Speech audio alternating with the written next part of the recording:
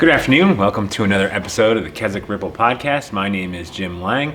I'm the assistant to the president and CEO and director of guest services here at America's Keswick. And each week we want to bring you a testimony that we hope encourages your heart and life.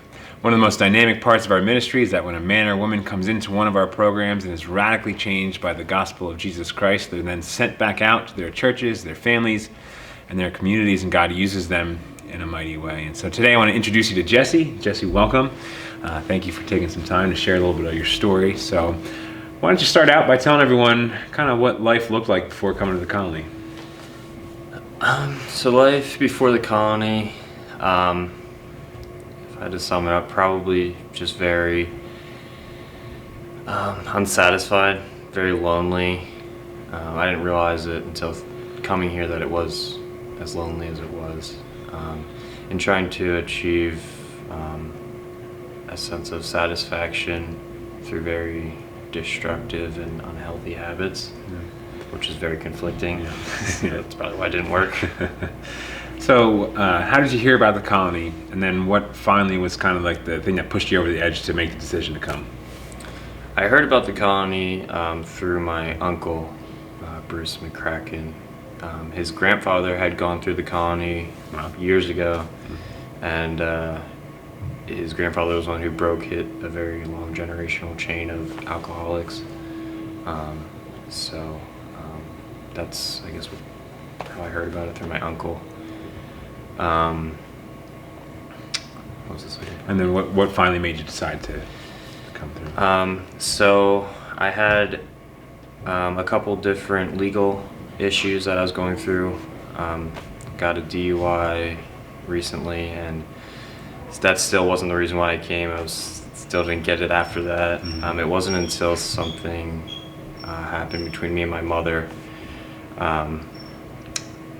where I kind of was drinking one day and threw a book at her, and that's what did it for me, and that's where I drew the line and realized that I really needed to get help.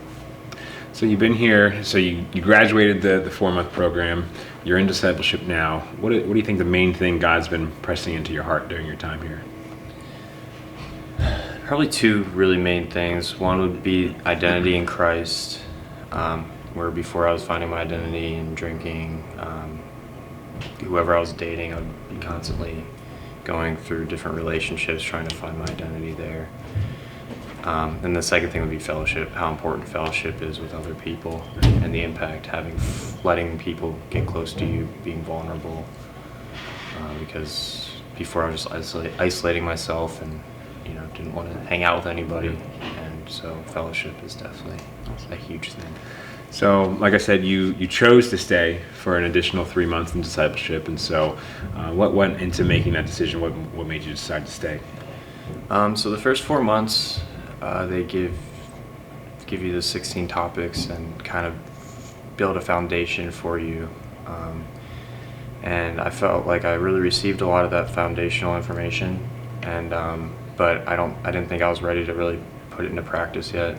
I didn't feel like I could put it into application into my life yet. So I wanted these 3 months to help me with kind of practicing in a way, putting those things into actual application of my life. Yeah. So more than likely, there's probably someone watching today who is struggling with addiction. What would you say to them? The first thing I would say is God is with you, no matter what. So it might not seem like it, or it might not seem like you're worthy or whatever, but He's with you.